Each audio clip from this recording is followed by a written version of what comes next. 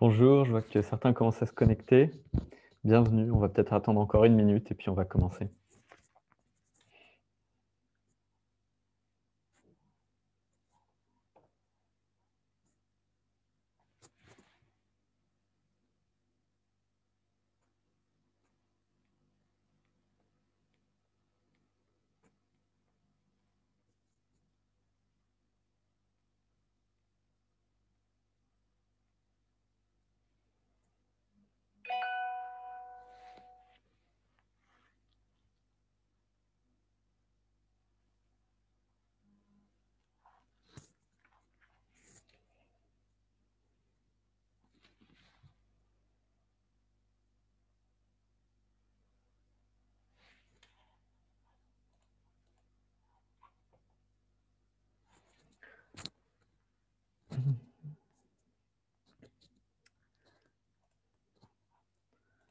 Ok, je vous propose de commencer puisqu'il est l'heure. Donc bonjour, je suis Quentin Perrier, je suis très heureux de vous présenter aujourd'hui les résultats de mes travaux qui portent sur l'analyse du budget de l'État depuis 10 ans. Et je vais partager avec vous quelques slides donc sur 15 minutes. Et puis après, on aura 15 minutes d'échange où vous pourrez poser vos questions dans le chat. Il y a une petite session Q&A, vous voyez. Pas dans le chat, en fait, plutôt dans le Q&A. Et puis, vous pouvez aussi lever la main pour poser des questions à l'oral, mais je vais d'abord commencer par les présentations avec quelques slides.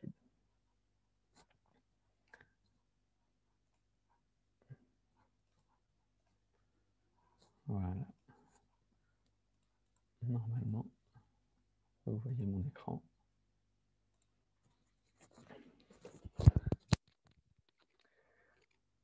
Voilà, donc je suis très heureux de vous présenter ce travail que j'ai réalisé avec Antoine Vendon au sein de l'Institut de l'économie pour le climat, I4CE, et qui s'intitule « Climat, retour sur 10 ans de dépenses de l'État ». Alors, c'est un travail, disclaimer, qui a été financé par l'ADEME et par la Fondation européenne pour le climat, European Climate Foundation, et qui s'inscrit dans le cadre un peu des présidentielles et de ce qu'au sein de l'Institut, on appelle la stratégie climat des finances publiques. Et vous voyez le petit logo sur la droite, votre budget pour le climat. Donc, tout un ensemble de publications qui auront vocation à nourrir les réflexions sur la présidentielle. Alors, très rapidement, avant de commencer, pour ceux qui ne nous connaissent pas, je vais dire un petit mot sur l'Institut de l'économie pour le climat, qui on est. Alors ça, c'est le texte habituel. En gros, nous sommes un think tank. Donc, en bon français, en effet, on appelle ça une association experte de l'économie et de la finance. Donc, vraiment, notre thème de travail, c'est le dérèglement climatique, avec plein d'angles. Donc, si vous allez sur notre site web, vous verrez qu'on a 12 angles d'approche. Ça va de l'agriculture, la finance, donc ça traite de beaucoup de choses. Et là, c'est un de nos angles qui est les budgets de l'État. On fait aussi les budgets des collectivités, mais là, c'est vraiment le budget de l'État, donc pour contribuer à tout le débat public sur la chose. Au total, on est presque, donc ça c'est les chiffres, on est presque une trentaine de collaborateurs, donc on est assez, on grossit en termes de think tank sur le climat, on est assez important. Et vous voyez qu'on grossit sur les réseaux, 400 mentions dans la presse l'année dernière, et ce rapport qui a été mentionné dans Le Monde, Les Échos, Le Figaro et Le Canard enchaîné. Voilà, c'est ce rapport que je vais vous présenter aujourd'hui.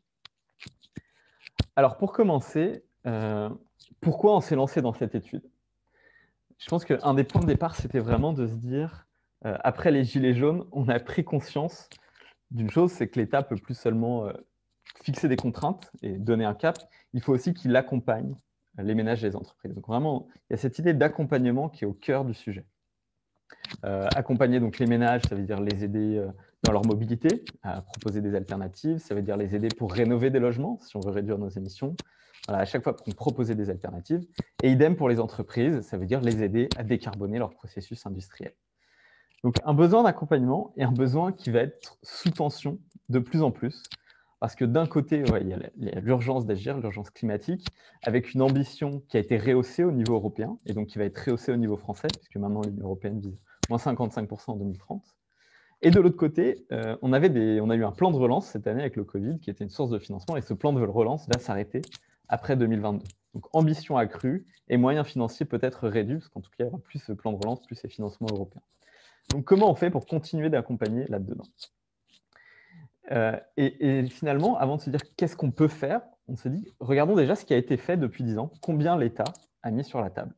Et donc, on a passé le budget de l'État au crible du climat sur 10 ans, ce qui est un peu une nouveauté, dans le sens où il y a un des exercices de budget vert qui existe, qui analysait le budget de l'État sur une année, quelque chose d'assez récent, ça a été lancé en 2019. Et là, le faire sur le temps long, pour voir vraiment les évolutions, c'est l'originalité de cette étude. Donc, les objectifs, en fait, étaient un peu multiples. Il y avait l'idée de faire la transparence sur les montants dépensés, vraiment un travail de mémoire un peu aussi. Il y a l'idée de ces enseignements futurs de déduire, de se passer de déduire des enseignements pour le futur. Ah, on me dit que mon micro frotte, excusez-moi. Voilà, j'espère que ce sera mieux comme ça. Donc, il y a l'idée de regarder le passé pour en tirer des enseignements pour le futur. Et puis, il y a l'idée de continuer à améliorer ses travaux sur l'analyse du budget, ce qu'on appelle le budget vert, qui est un exercice récent depuis 2019 qu'on continue d'améliorer. Alors, pour analyser le budget de l'État, comment on fait? Eh bien, en fait, dans cet exercice, on s'appuyait sur une taxonomie, une classification assez simple, mais assez proche des autres exercices qui existent. L'idée, c'est qu'on a regardé toutes les dépenses budgétaires et fiscales qui sont favorables au climat. Et ce qu'on appelle favorable, en fait, ça va être tout ce qui est dans ces secteurs sur la droite en vert. Donc, tout ce qui va être rénovation énergétique des bâtiments, tout ce qui va être énergie bas carbone, qu'il s'agisse d'énergie renouvelable, de chaleur ou de nucléaire, tout ce qui va être mobilité bas carbone, donc les transports en commun, le ferroviaire et les voitures électriques, on les a comptés. Et voilà, donc ça, c'est les principaux secteurs. Et puis, tout un paquet d'autres secteurs qui sont, d'un point de vue budgétaire, moins importants, mais importants quand même pour le climat, bien sûr. Donc, c'est tout ce qui est aide publique au développement, donc ce que l'État va mettre pour aider des pays en développement, tout ce qui est recherche pour le climat, forêt, agriculture durable ou encore efficacité énergétique. Donc, vraiment, toutes les dépenses budgétaires, donc combien l'argent met, et toutes les dépenses fiscales, c'est-à-dire tous les taux réduits. Par exemple, un taux réduit, quand vous changez vos fenêtres, vous avez une déduction d'impôt. Et donc ça, on le compte comme des dépenses favorables au climat. Donc tout ce qui contribue à réduire les émissions. Alors on a compté ce qui était favorable, on a aussi compté ce qui était défavorable. Et là, on a compté uniquement les dépenses fiscales, donc tout ce qui va être taux réduit sur les énergies fossiles ou sur des activités fortement émettrices. On n'a pas compté les dépenses budgétaires dans cet exercice.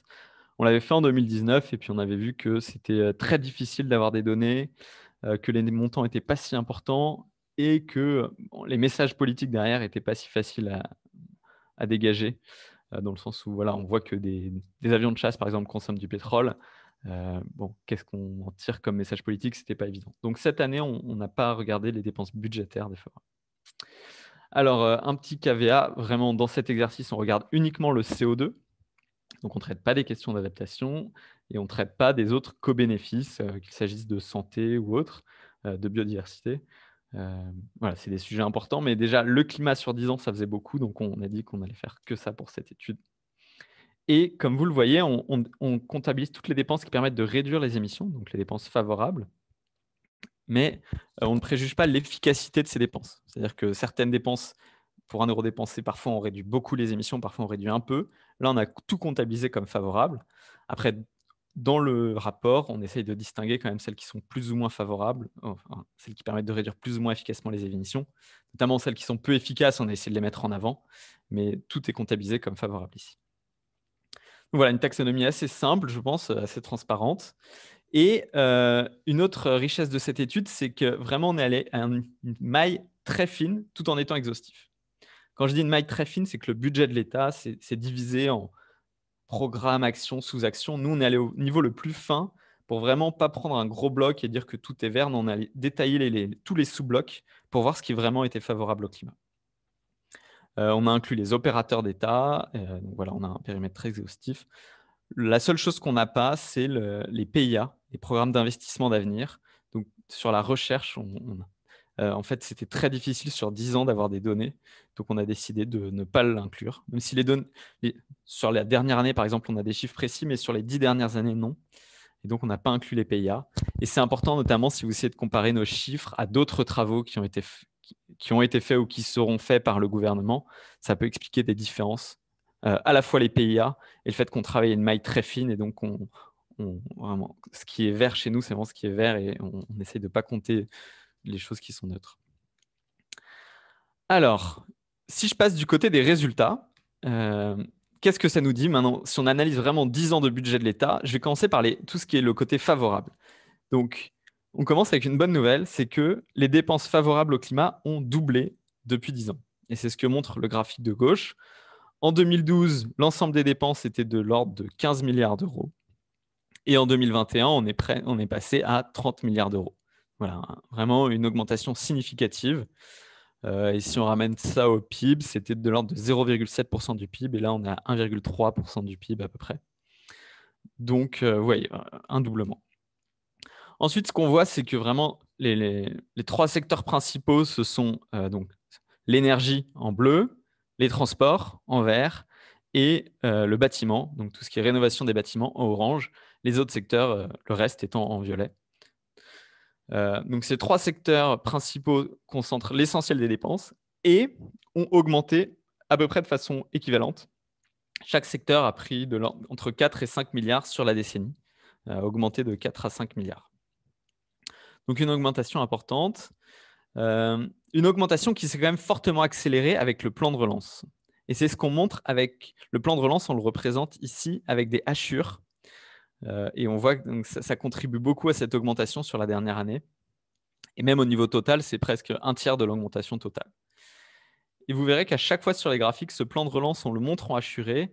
Ça nous paraît important parce que pour l'instant, il est conçu comme quelque chose de provisoire. Il est là pour 2 ans et puis après, il sera beaucoup plus faible. Donc ça pose vraiment la question de « et après 2022, que se passe-t-il » Est-ce qu'on va continuer à avoir les mêmes montants ou est-ce qu'on va redescendre? Et ce ne sera pas du tout la même histoire, selon qu'on choisisse une option ou l'autre. Donc voilà, ça c'est les gros montants. Après, au sein du rapport, on est, comme je vous disais, elle a une maille très fine et on analyse en fait à la fois l'évolution des dépenses, mais aussi toutes les réformes qui ont été mises en œuvre, soit pour faire varier ces dépenses, à la hausse ou à la baisse, soit pour en transformer l'efficacité, en améliorer l'efficience. Et ici, sur ce graphique, on a représenté peut-être les points les plus structurants pour les dépenses publiques.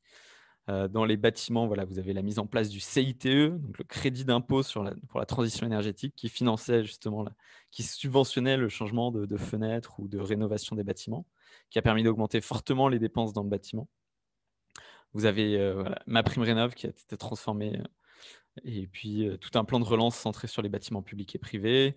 Dans l'énergie, on a un essor de l'éolien et du solaire, puis on a un essor de la chaleur et du biométhane plus récemment.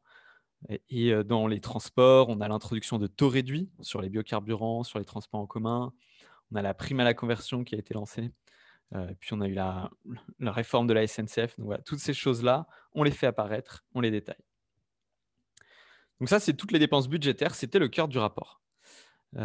Après, une autre nouveauté, c'est qu'on a voulu faire quand même des coups de projecteur sur des dispositifs pas directement budgétaires, mais qui nous semblaient quand même importants. Des dispositifs extra-budgétaires, c'est-à-dire, en l'occurrence, les certificats d'économie d'énergie. C'est un dispositif où l'État fixe l'objectif, mais après, le coût repose sur les entreprises et in fine sur les consommateurs. Et donc, ce qu'on montre, c'est que depuis 2018, il y a un coût vraiment de plus en plus important qui pèse sur les consommateurs, mais décidé par l'État. Donc, on a voulu quand même en parler, même si ça n'apparaît pas directement dans ces montants. Et l'autre chose, c'est les recapitalisations d'entreprises, puisqu'en 2017, il y a eu une recapitalisation d'Areva et d'EDF pour plus de 7 milliards d'euros. En 2020, il y a une recapitalisation de la SNCF pour 4 milliards d'euros. Donc voilà, des montants quand même significatifs qui n'apparaissent pas directement dans ces chiffres encore, mais qu'on a voulu porter à la connaissance pour le débat public. Donc ça, c'est tout ce qui est favorable, donc quand même avec cette grande bonne nouvelle. Et puis pour le détail sectoriel, je vous invite à regarder le rapport. Ensuite, on a tout ce qui est dépenses défavorables et qui sont représentées ici. Donc pareil, de 2012 à 2021, on a identifié un certain nombre de niches fiscales, comme on les appelle, c'est-à-dire des taux réduits. Par exemple, le diesel est moins taxé que l'essence, c'est un taux réduit. Et donc, on comptabilise ça et on regarde combien ça fait de pertes de recettes pour l'État français.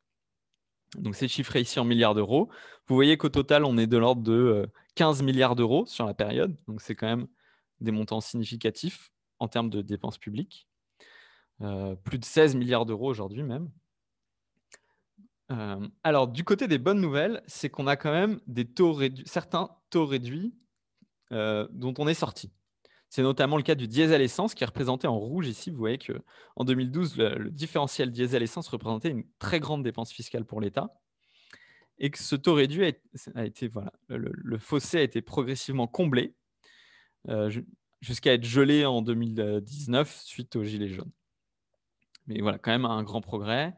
On a eu aussi des progrès dans le gazole non routier hors agriculture. Donc en gros, tout ce qui est gazole dans le BTP, pour le dire rapidement. Et aussi dans les poids lourds, on a eu quelques augmentations des taux de taxation pour se rapprocher des taux payés par les particuliers. Donc quelques bonnes nouvelles sur les taux réduits. Après, de façon générale, dans les mauvaises nouvelles, on a d'abord une perte de transparence. C'est-à-dire que vous voyez que certaines dépenses sont indiquées en petits pois, donc le rouge depuis le début.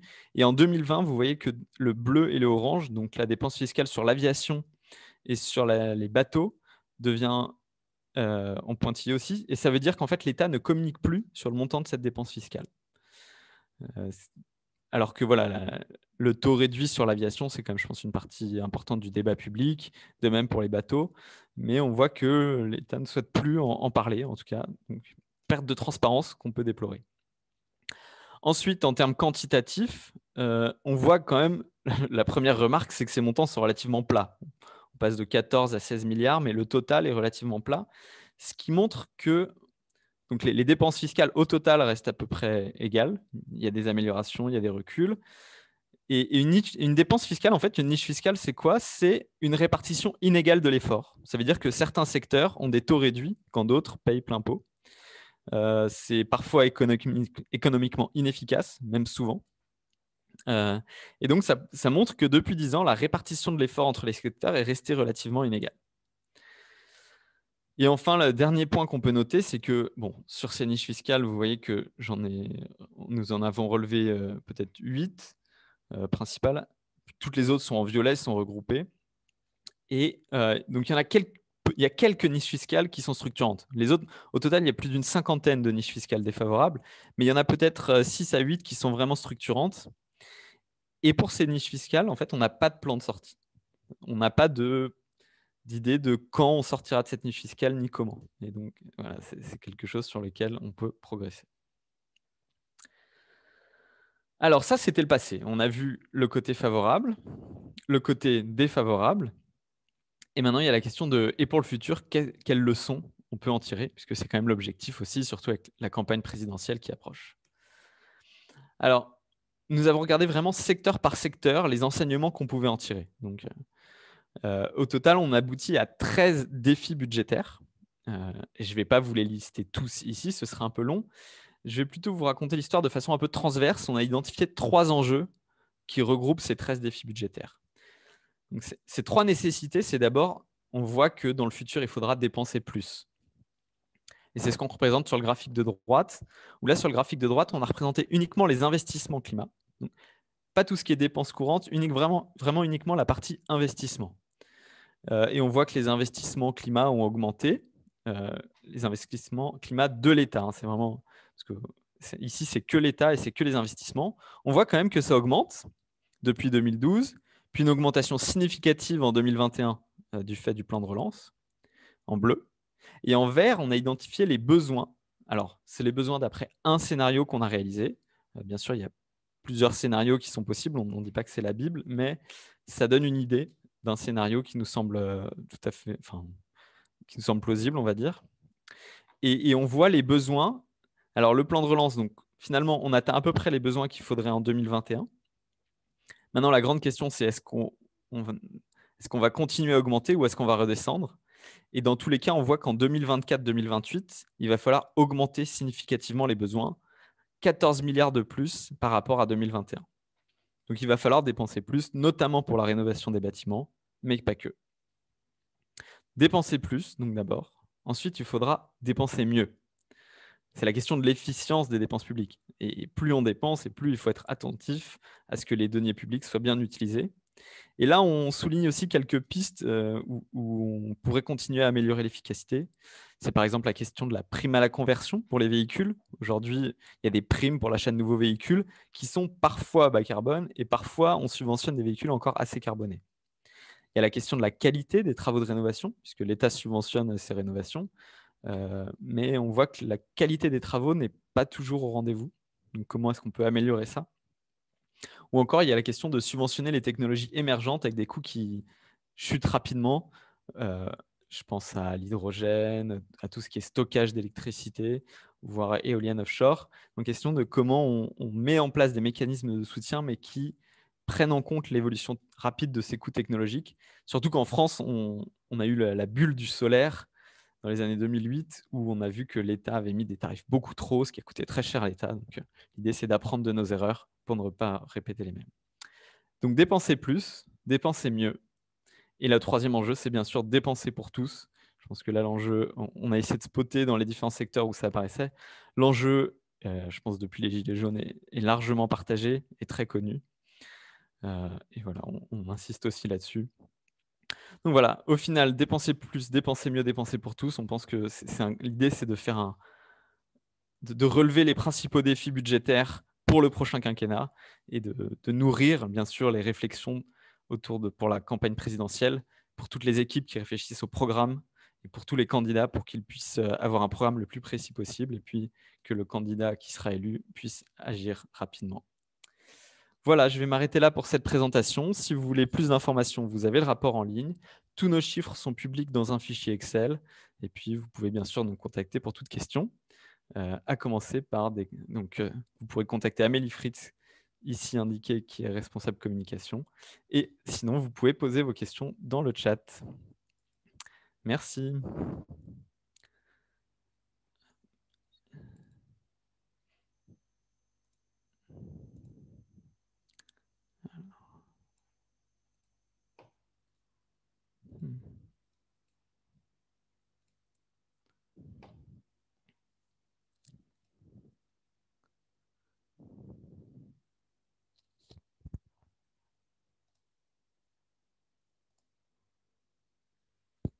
Alors, je regarde, je ne vois pas de questions pour l'instant.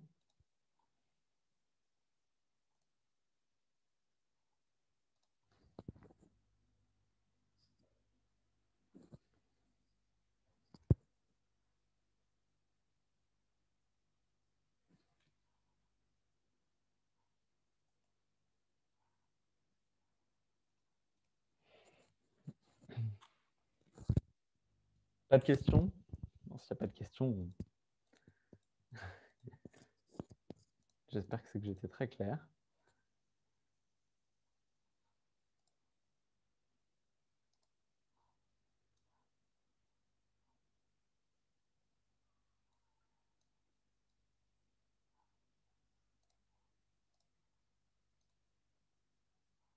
Ah, une question. La question de la prolongation du plan de relance a-t-elle été posée au ministère? Alors, moi, je ne l'ai pas posée personnellement, mais on voit que c'est une question en débat. On voit qu'il y a deux options un peu sur la table. Il y a d'un côté sortir du quoi qu'il en coûte pour resserrer un peu la vis, et de l'autre côté, il y a des économistes qui plaident pour, au contraire, poursuivre un peu ce plan de relance. Je pense il y a l'idée de rajouter, par exemple, 60 milliards sur la table qui a été avancée, avec l'idée qu'on n'est pas sorti du plan de relance et donc il faudrait continuer quelques années. Donc ça, c'est vraiment un débat politique qui n'est pas clos et je n'ai pas la réponse définitive, mais je la suis avec beaucoup d'intérêt. Ça dépendra, je pense, aussi de à quel point on a des variants ou à quel point la reprise économique est au rendez-vous. Et puis au niveau européen, ça dépendra à quel point les autres pays veulent continuer à mettre en place le plan de relance. Surtout qu'on voit qu'aux États-Unis, il y a eu un choix assez offensif de mettre beaucoup de milliards sur la table, mais c'est pas sûr qu'on fasse la même chose.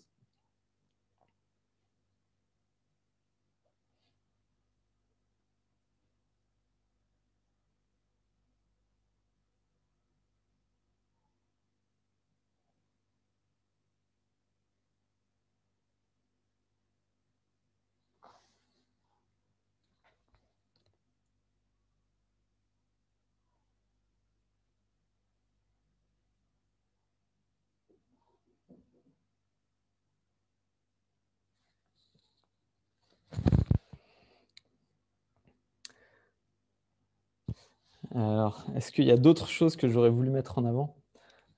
Alors, c'est sûr qu'en 15 minutes, il a fallu choisir. Euh, Eh ben, si vous allez voir le rapport, vous verrez qu'il est vraiment conçu en deux parties, tout ce qui est le passé. Et je pense que là, c'est un travail de mémoire qui est intéressant. Et puis en plus, on est sur 10 ans, sur 2 quinquennats, donc on peut un peu regarder ce qui a été fait, avec bon, des contextes politiques qui étaient très différents, mais on voit une évolution. Et après, il y a toute la partie le futur, où là, je pense que c'est la partie vraiment qui permet de se projeter sur le prochain quinquennat. Euh, et on voit que les défis budgétaires sont importants. 14 milliards, il faut les trouver, mais c'est pas que du budget et c'est pas non plus des montants. C'est pas un plan Marshall du climat dont on parle. Je pense que ça peut être important dans les débats qui viennent. On entend souvent l'idée de finalement il faudra un plan Marshall ou rien. 14 milliards, bon, c'est dans l'ordre de grandeur de choix budgétaires qui ont été pris avant le Covid. Par exemple, la taxe d'habitation, c'était à peu près cet ordre de grandeur qui a été supprimé. Donc, ouais, je pense qu'une des choses importantes, c'est que ce n'est pas un plan Marshall du climat.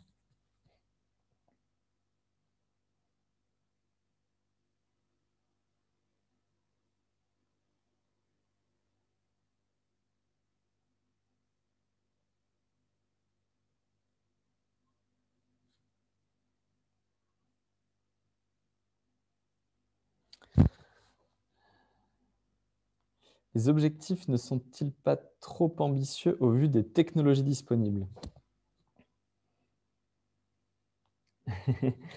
euh...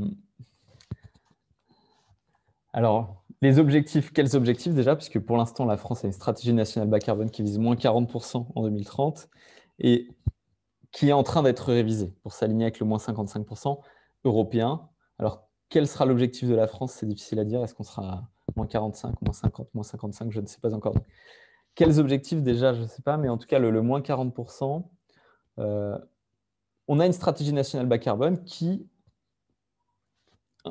pense qu'elle peut atteindre les objectifs avec les technologies actuelles. Donc, le principal frein est rarement celui des technologies qui est OK. On a de quoi décarboner l'électricité, bien sûr. Les transports où les émissions stagnent, on a quand même beaucoup de choses à faire, déjà avec le véhicule électrique, et puis après avec l'essor du vélo ou d'autres. Dans les bâtiments, on a la question des rénovations. On voit qu'il y a beaucoup de choses à faire aussi en accompagnant mieux les ménages et juste en ayant des travaux de meilleure qualité et des rénovations globales. Mais vraiment, les technologies sont sans doute le plus faible frein au changement.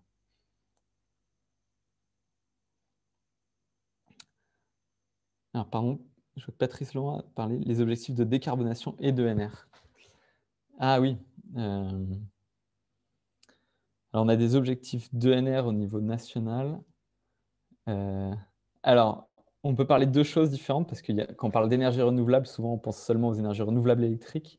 Mais les objectifs d'ENR, ce n'est pas seulement électrique, hein, il y a aussi tout ce qui va être chaleur, biomasse. Et après, en termes d'énergie renouvelable électrique, c'est la grande question du débat sur le nucléaire versus renouvelable.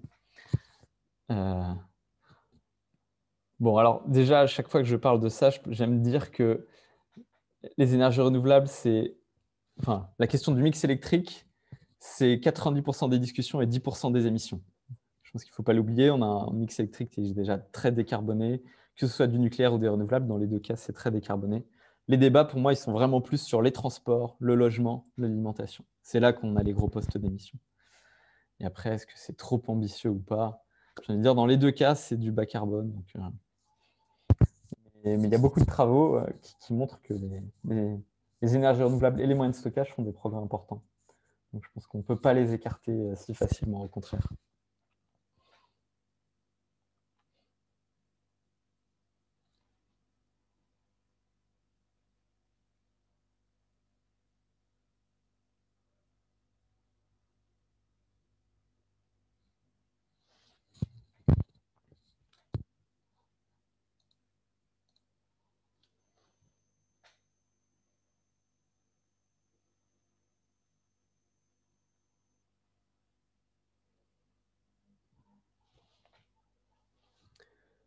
Bon, écoutez, je vois qu'il est 14 heures passées. Donc, comme on avait un objectif de faire cette présentation en 30 minutes, on y est. Donc, sauf question de dernière minute. Ah, allez, une dernière question. Pourquoi avez-vous choisi ce scénario parmi d'autres pour estimer les besoins d'investissement? C'est vrai qu'on s'est basé sur un scénario qu'on avait réalisé, en fait, un scénario d'investissement. Mais ce scénario qu'on a choisi, c'est en fait un scénario qui se base sur les hypothèses de la stratégie nationale bas carbone. Donc, vraiment, l'idée de ce travail, c'était, dans la mesure du possible, de se baser sur la stratégie officielle, de la chiffrer en termes d'investissement, juste pour montrer à l'État comment se mettre en cohérence avec ses propres objectifs. L'État a une stratégie, et nous, on regarde en termes de finances publiques ce que ça implique. Donc, c'est comme ça qu'on a choisi ce scénario. Après, parfois, il fallait faire des arbitrages sur combien l'État doit mettre ou combien le privé doit mettre. Et là, on a fait nos propres hypothèses là-dessus. Mais c'est largement inspiré de la stratégie nationale. Et là, est-ce que la loi va dans le bon sens? Oui, dans le bon sens. Après, est-ce que c'est suffisant? C'est toujours ça qui est plus difficile à dire. Mais dans le bon sens, oui, certainement. Peut-être si la question est un peu plus précise, je pourrais répondre. Mais je pense à Régis et Sono.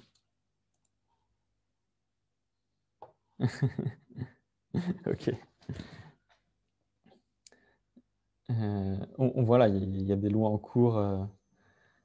Je pense la loi autour de la Convention citoyenne. Et bon, est-ce que c'est suffisant? C'est toujours la question. En plus, on a des objectifs qui vont être rehaussés. En tout cas, il y a le rapport du HCC qui est sorti aujourd'hui et que vous pouvez lire. Et je pense qu'il donne beaucoup d'informations là-dessus. Je n'ai pas encore eu le temps de le lire en détail, mais il semblait indiquer que bon, il reste des progrès à faire, que la France ne fait pas complètement sa part de l'effort et qu'il reste des pistes d'amélioration. Donc voilà, je terminais là-dessus en vous renvoyant sur le rapport du HCC. Eh bien, merci beaucoup à vous d'avoir assisté, d'avoir posé vos questions. J'espère que ça vous a plu. Et puis voilà, encore une fois, vous pouvez télécharger le rapport et tous nos chiffres avec le fichier Excel sur le site d'I4CE et vous pouvez contacter Amélie Fritz pour toute question. Merci beaucoup. Au revoir.